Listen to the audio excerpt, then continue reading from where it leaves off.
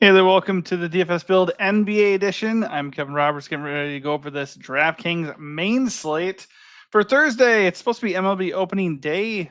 And it is. So, check out our video on the same channel. You can join our Discord and catch some advice for what lineups you want to do there, or you can head to our Patreon to take advantage of our comprehensive picks there. We are giving out top pitchers, stacks for both DraftKings and FanDuel. But the NBA is still here, man. So let's also hit that and try to win. Same deal there. Come join Discord for extra advice. Watch this video and subscribe to the channel so you can get alerted to future videos just like this. And also hit up the Patreon so you can access our core plays. Core plays were fantastic yesterday. Kyle Kuzma was massive chalk. He didn't really hit in relation to his salary, but he was so owned and he still got 27 fantasy points that he was irrelevant. A lot of the teams that won still had him. I cashed and I had him everywhere. And then the other guys were awesome. Justin Edwards got 44 fantasy points. Brooke Lopez got 47 fantasy points. And KPJ was rock solid at his price with 30 fantasy points. So come on in. If you are looking for a foundation to start your builds off with, our core plays will help you out quite a bit. And you can ask anybody in Discord the same thing. All right, so let's go. This is an interesting slate because obviously it's on the same day as baseball, so it's going to be tough to kind of keep track of both things. At the same time, it's almost 1 o'clock. We've got really no news, and a couple of these teams are on the back-to-back after playing yesterday, so there should be a trickling of news, and there's certainly some situations to monitor, but I'm going to get this out and update as I go. Like I'm going to keep refreshing the underdog news line here and see if anything pops up. Like so far we know Keyshawn George and Marcus Smart are not playing for the Wizards. That doesn't move the needle that much, but I think the Keyshawn George thing is something because he plays 25 to 30 minutes most games. And then Anthony Davis is expected to play. 10K Anthony Davis against the Magic. I'm not really into that, but we'll get to that in a little bit. All right, let's go position by position, highlighting the top plays of the slate as things stand. Of course, if you want an updated look, you got to go ahead to Discord and you got to get access to our picks, and we will help you out. So up top, Luka Doncic, if he plays, he played last night. He has not played the second leg of a lot of the back-to-back sets because he's got like that calf issue. So I wouldn't be that shocked if he ended up missing, but it's such a nice matchup against the Bulls, and the Lakers do want to keep winning. So I wouldn't be shocked if he played either. 12K for Luka against the Bulls. That doesn't sound that bad. His price has come down a little bit. I will say that I don't love paying a premium for him with LeBron James and Austin Reeves there. So ideally, LeBron rests. Like LeBron hit the game winner last night. He's 39 years old. Dude is old. He should probably take a break. He very well could. So if he does, Luka would be an amazing play and definitely a priority at that price with no LeBron. If LeBron's in, and also worth noting, Austin Reeves exited for a little bit last night with an injury of his own. So, like if Reeves is out, then Luka is still a priority, I think, at 12K. But if those guys are all in, even against the Bulls, it's not as exciting of a situation, just because all their upside is a little bit curbed and they kind of just eat into each other a little bit. I think you can play Luka anytime you want to gain an edge. Like if he's actually going to come at 10% ownership, yes, you can play Luka, and it's the Bulls. It's an amazing spot. The only issue is LeBron's 10K, Luka's 12K. It's like you're not stacking these guys together against Chicago. So sometimes you just got to pick your spots. And I think when everybody's there, it's not like the optimal spot to pay 12K for a dude. So never dislike Luka. Spent way too much time on Luka. The point is, you can play him. He looks great. I just prefer LeBron to miss. SGA, though, right now, dollar for dollar, looks like the better play. His projection's not that far off. His ownership's about the same, and he's way cheaper. So SGA looks really good. Ideally, he doesn't have Jay Will in the lineup, but even if Jay Will is back, I think the fact that SGA's price is coming down and he's in a really, really good spot against the Grizzlies, who are the fastest paced team in the league, I like him a lot. So if the ownership does flock to Luka, even if LeBron or Reeves miss and Luka just looks like a smash play, I think SGA still looks appealing because you're saving 1.1K and getting kind of a similar play. Like obviously the projections are going to boost if LeBron or Reeves are out. Luka's going to get like a 10-point swing in his projections probably. So in terms of raw points, he would look amazing. But no doubt about it, no matter which way you look at it, I like SGA. He looks really good. Another guy that's really interesting is Josh Giddey. Prices come way up, but he's pushing a 50-point fantasy projection. So just like we should be excited about SGA as a leverage on Luka in terms of price, like Josh Giddey is another 1.4K cheaper than even SGA, and he's right behind him in terms of projection.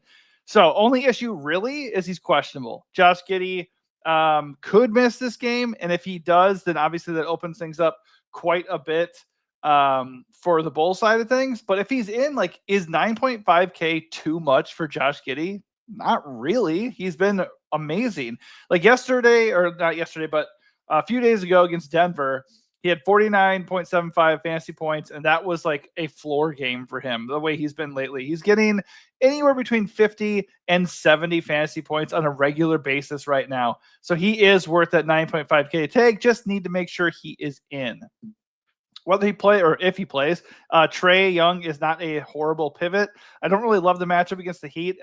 Pretty sure in 3 meetings on the year, Trae Young has averaged 35 fantasy points per game against the Heat. It's just not a fun team to face. They can play good defense, and they are the slowest team in the NBA in terms of pace. Not really what you want, and obviously it's on the road as well. So Trae Young is GPP for life, but in that price range, I very much prefer Giddey right now. Like right now, Trae is carrying ownership because his price is coming down a little bit, and he is projecting pretty darn well. But it's just not really my favorite spot. I much prefer Halliburton. 8.7K for Tyrese Halliburton against the Washington Wizards. He, as you would expect, has done well against them. Blowout risk here with a 13-point spread. They did play last night. Actually, both teams played last night. So I wouldn't be like super shocked if Hallie just took the night off here and rested. But if he's in at 8.7K, he's a little bit too cheap. He's coming in as the chalkiest spend right now at 28%. And the math checks out there. I mean, he's a really good play. He's been getting it done in general. Like last game, 50, 52 before, 47, 66. Like he is getting it done.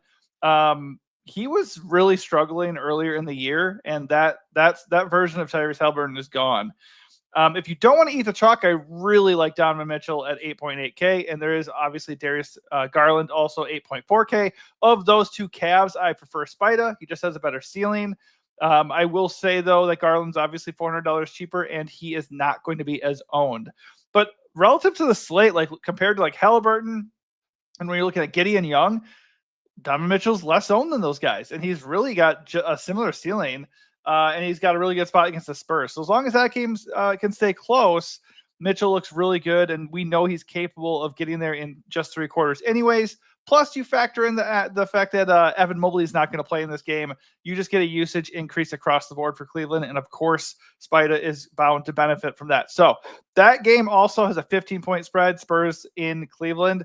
Certainly dicey, but I think Donovan Mitchell, if this ownership hovers around here, is a pretty interesting, pretty interesting tourney play. Austin Reeves at 9K, that's a big no, thank you. But if Luka or LeBron are out, I would be interested in him at that price for sure. Tyler Hero, 8.2K, and the usage he gets, in theory, he's a really good play because the Hawks are not a good defensive team, and they play fast. So if we get Hero hitting shots and at his best with his usage rate in the smash spot, yes, Hero at 8.2K is a major value. What I don't like is he's already carrying a little bit of steam at 13%, and he's going to have Dyson Daniels following him around everywhere. We've seen that not work out great for him in this matchup. So it's a great price point. Everything does look good. I just do not love the individual matchup with him versus Daniels. I think if I was going to do anything here, I would go look elsewhere for the Miami guys. One way could be Davion Mitchell at 4K flat. Do I trust Davion Mitchell in any regard? No, but I love the minutes. 31 plus minutes in each of his last 5 games. He's actually been hitting. Like his floor in those games, 20 fantasy points. That's not what you want, but for 4K, like the risk is baked into the salary. I do not mind it. If he's going to be chalk, which right now he is, that is definitely worrisome. So Davion Mitchell chalk night, that's scary. I might want to get away from that or at least go underweight, but he does look appealing because he's going to probably be matched up with Trey, and he could get to work. In that same range, Anthony Black at 4K. Cole Anthony is doubtful. So Anthony Black, we can play Anthony Black roulette again. He does project well. He should have good minutes here. He's played 25 plus with 29 plus fantasy points in each of the last 3 games. And of course, he is in a pretty good spot here against the Mavs. So like everything does look good for Anthony Black. The price only went up $200. The matchup is good. The role has been good. And no Cole Anthony, right? They don't have anybody else besides Franz Wagner and Banchero to do things offensively. So I think it's okay. Like, I think we can do it again. Issue is, just like Davion Mitchell, he's massive chalk right now. They're both pulling 26% ownership. I guess if it updates and like one is way more owned than the other, I think that gives you an obvious route to take. Like if Anthony Black comes in at 30% and Davion Mitchell drops down to 15, let's go play Davion Mitchell and hope Anthony Black busts, right? And vice versa. Stephon Castle, 6.6. If you're going to play a lot of Cavs, run back at 6.6. Don't mind it. Nice usage rate.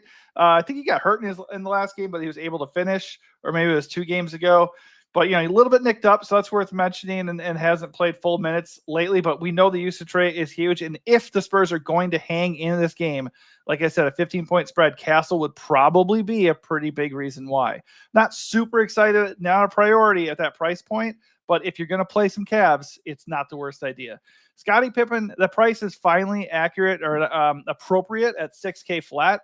Problem is, he's now 1.3K more than Luke Kennard. And like that was an interesting dynamic, kind of picking between those guys when they were the same price. Now it's an obvious thing for me. Like Pippen, in theory, projects okay and is a solid play, but it's a bigger slate, and OKC is like the worst matchup on the board. So if he is going to be owned at all, which right now he's not, so I think he's an okay like GPP play. But if ownership was going to flock there whatsoever, I would very much just go to Kennard, who's possibly going to operate off the bench here and get like extra usage. So I just think I don't really think you have to play either of them, but if you're going to play one, I think it's Kennard tonight. Pippen's still a good play based off of role and production. Like, look, he's been crushing, just absolutely crushing. So can he still get there even though the matchup with OKC is not good? Yes, because he has the role. He should start, and the game environment is amazing. 235 or 237.5 total. Like, you can't ask for better than that.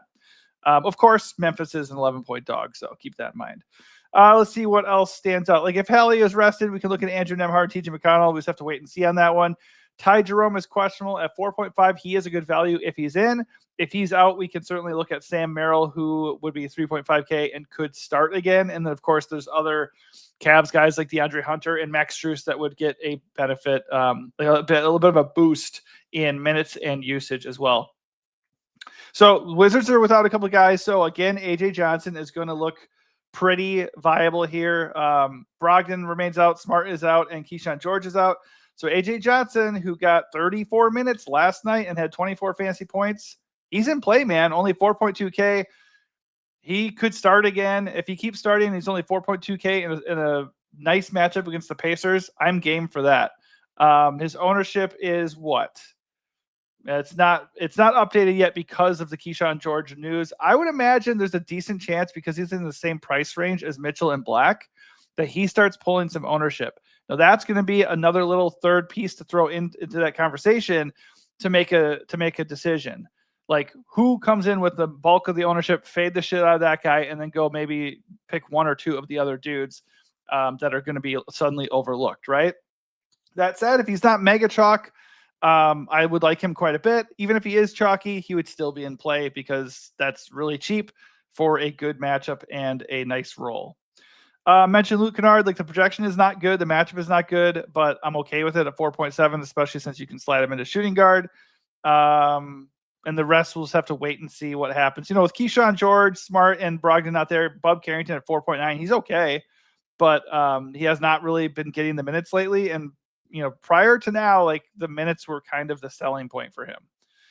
All right, shooting guard. As I'm going, I'm going to update my underdog here to just make sure we're getting news as we're shooting. Rui Hachimura is ruled out. That's not shocking because he's been limited anyway, so he wasn't really in play. That does nothing for me. Shooting guard is kind of weak. Franz Wagner, 8.9. He's totally fine against the Mavs. Spida is the guy I prefer over him for sure right now. $100 less, similar projection, a little bit less owned. Kobe White, though. Like, I love Giddey if Giddey's in, but if Giddey's out, Giddey and Vooch are questionable, and they're already down a bunch of guys. Lonzo's questionable again. Ayo Dosunmu's out. They're just down bodies. So if they're without all these dudes, Kobe White against the Lakers looks pretty damn good. Even if Giddey is in, even if Vooch is in, Kobe still looks good at 8.3 because this guy has been crushing. This game log is gross. Monster minutes, monster usage, monster production. Obviously, he tends to be a little bit scoring dependent. So if he just cannot hit his shots tonight, that could be problematic. But as far as like projections go and salary, like he stands out. He looks like a better play over Spida, Wagner, and Desmond Bane here. That said, Desmond Bane, you still can pay for him, and just based off a roll alone, there is no Ja Morant. Do I want to pay 9.2K for Desmond Bane in the worst possible spot on the road? No, I don't. So I'm not going to really. Like, I think Desmond Bane looks like a pretty good tourney play, but the math is not mathing with Bane. I think Spida, Wagner, Kobe all look better. Dyson Daniels at 7.1, a big drop down for a guy who can get you 40, 45 fantasy points because he gets a shit ton of steals. He has been crushing. I don't mind him. He never feels like a really fun, sexy play. Like, he doesn't have like a massive ceiling, but he kind of did last game. 54 fantasy points in a tough spot. Even without like crazy usage, he just gets it done. The problem is, when a guy like that has no usage and like he doesn't like hit the few shots he does take, or like it's just an off night for his steals or rebounds or whatever, then he just really fails to hit. So Daniels feels like in general like a pretty safe play, and the salary is palatable at 7.1, but the matchup isn't great. Just doesn't feel like a priority for me. Devin Vassell, same thing as Stefan Castle. Good price, good role. Just they're big underdogs on the road against the Cavs is the only issue there. Mathurin, Nembhard, those guys would look good if Helly is out. They're just okay plays if they're in. What's Mathurin doing lately as far as minutes? He's getting okay minutes, just very scoring dependent. He's going to shoot, and the Wizards are a great matchup. So if he comes off the bench and they blow the Wizards out, he could get a little bit more run and end up popping off. So I don't hate him at 5-1. Probably does it for now. Just keep an eye on Kason Wallace. He's 4.2K. If he's in against the Grizzlies in that environment, that's okay. If he's out, then Isaiah Joe or Alex Caruso could be interesting because Aaron Wiggins is already out of this game, and Jay Will is questionable again. So some of the OKC value actually would not look that bad. Small forward, LeBron James leads the way. I'm not super confident he plays, but you just never know with him. I think at 10.3K against the Bulls, he has been bad since returning from injury. He hasn't topped 42 fantasy points yet in 3 games, but he's kind of cheap for who he can be. His projection's pretty good, and the Bulls are like one of the best matchups on the board. So if he's in, I'm game. If there's no limitations on LeBron, I'm okay paying for him. The only issue is there are other guys to like here. Kobe White can be used at small forward. Wagner's in play. Andrew Wiggins looks like a really good value. Saying how Tyler Hero in theory looks good, Andrew Wiggins just looks like the better play. He is chalky though. So as we know, chalky Andrew Wiggins, never fun. But his price is okay. He tends to play big minutes in close games. The Hawks are a dream spot. He projects pretty well. I don't really have a problem with it. But at that ownership, I probably will be trying to look for ways to get out of there. Jalen Williams, not super excited about that. He's going to be limited even if he's back. Najee Marshall with Anthony Davis, that's a big no. Just worth noting, Lively, Gafford, PJ Washington are all out. So he would still have a role, but 7.9K with Anthony Davis in there soaking up some usage. I think that's not what we want to do. Kevin Huerter at 5.9 is a no if all the Bulls guys are in. If Vooch and or Giddey sit, then Huerter's just going to inherently play 35 plus minutes and have extra usage. So him jacking up threes against the Lakers, that sounds okay to me. Just depends on what the injury situation is. I already said DeAndre Hunter, Max Strus, they get a boost if Ty Jerome is out. If Ty Jerome is in, they're just okay tourney plays, not priorities at all. Keldon Johnson, 4.7K, decent usage off the bench. If that game blows out, he could benefit from that. I think he's an okay play at 4.7K. Because like right now, like as things stand, we're not getting a lot of value that we should be feeling excited about. Like, oh yes, we have to play this guy. It's just not the case right now. So we have to kind of pick our spots and see what stands out. And so far, not a lot. I will say, by the way, Dalen Terry, though, at small forward for the Bulls, he's been getting run. 3.2K, 20 plus minutes in each of his last 3 games, 20 plus fantasy points in each of those games. He's projecting for 23 minutes.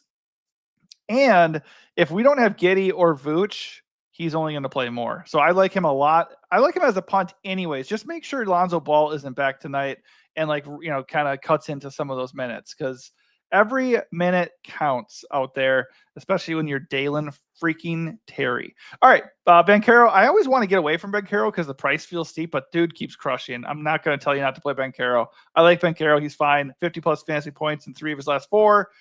5 of his last 7. Like, dude's just crushing. Mavs don't have anybody who can stop him, really. But I will note, in general, that Orlando is a slower defensive team, and Anthony Davis could have an impact there, obviously, defensively for Dallas down low. So pump the brakes just a little bit, but in theory, Banchero looks like a really good play. If the ownership's going to side with Banchero and LeBron is in, I think I'm going to prefer LeBron at $400 more, just a better matchup. And there's better values here, too. Bam looks good against the Hawks. Again, not super psyched about Hero. I think Wiggins is chalk for a reason, and Bam would be a better play over Hero tonight. But JJJ looks awesome at 8.1K. The Thunder are not really the best rebounding team in general, so he could rack up rebounds. He can get blocks here, and also he's just going to have more usage with Ja Morant out. 8.1K feels like a pretty good price to pay for a hammer play to close out the night like JJJ. Massive ceiling. Obviously, deals with foul trouble sometimes. But the role is there and the price is really nice. Plus, you can use him at center. Siakam is only really in play for me if Hallie is out, but 8.2 is not egregious, and the Wizards are an amazing matchup. So if you want to play Pascal Siakam, I don't hate it. Chet remains limited, so not really on my radar, but the game environment alone and his ceiling, it's like YOLO, you can play Chet. Santi Aldama, not going to have major minutes, and he absolutely needs to hit his shots if he's going to pan out. And OKC is not necessarily the team to hope for that to happen, but he has the ceiling. He can get there. And again, no Ja Morant, so we can look at some of these Grizzlies guys. It is a really good environment. So I don't hate it. The price is not super, super appealing. And the matchup stinks, but he's not going to be owned. So that is kind of cool. Jeremy Sohan, if he starts, sure, at 5K, but he has not had a roll off the bench. So if he does not start, he is off the board for me.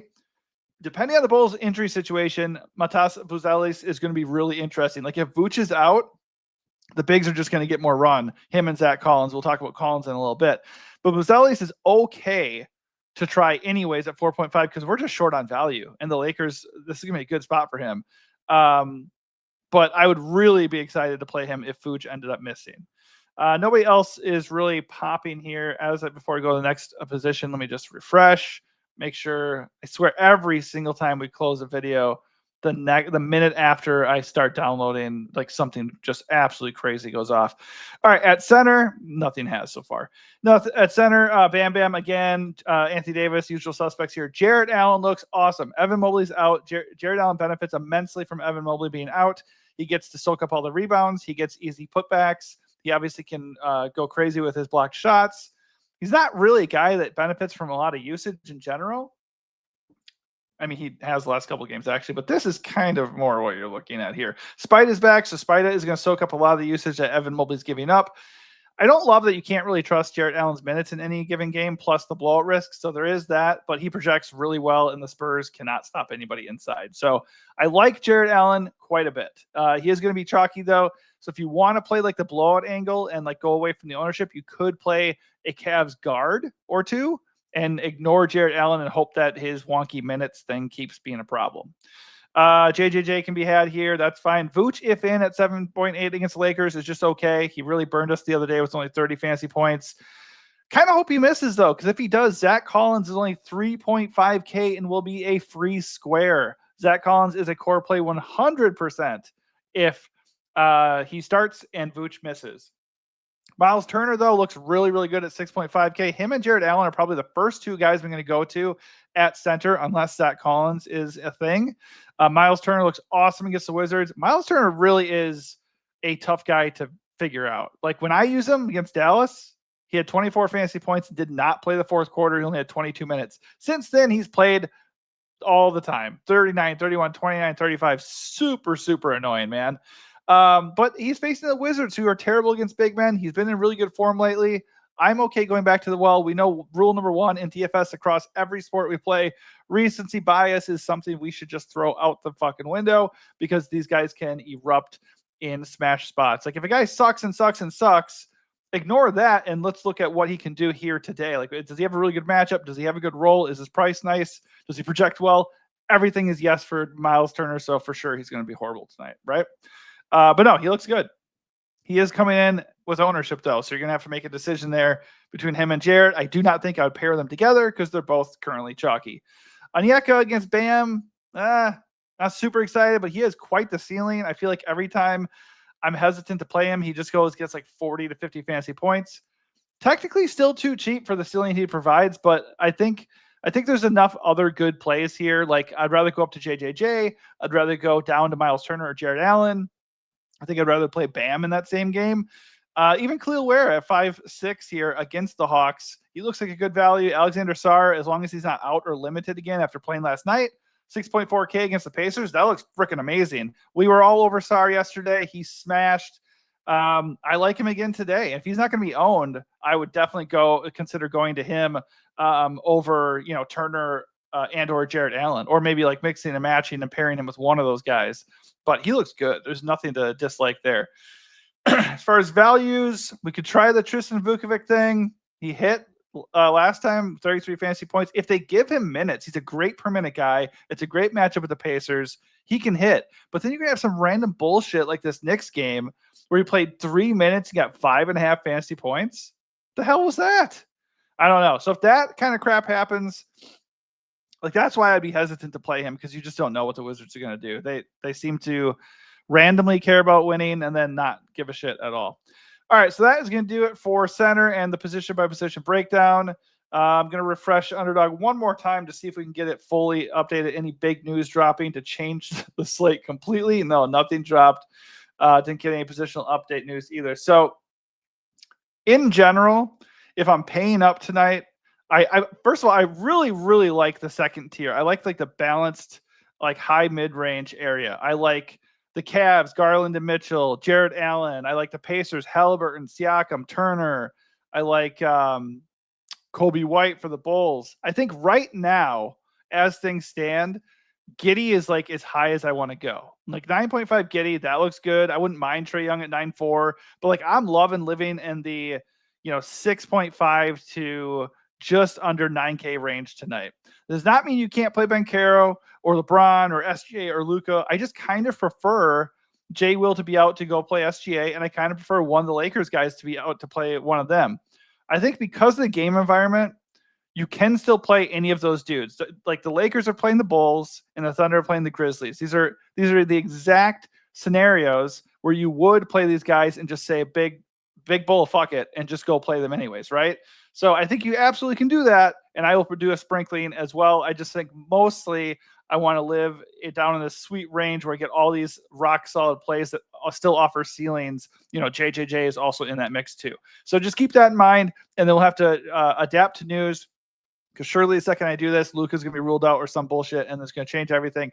And if that happens, that's cool. At least this video still helps you to some degree. And then you can kick it over to our free Discord and talk shop. And if you want picks, go to our Patreon as well. And by the way, it helps us out quite a bit when you like these videos and subscribe to the channel. I saw in the YouTube analytics that 58% of people that watch the video are not subscribed, but they're repeat watchers. So you like what you're seeing to some level. You keep coming back and watching. Please hit the subscribe button. Helps us out quite a bit. All right, thanks for watching and good luck.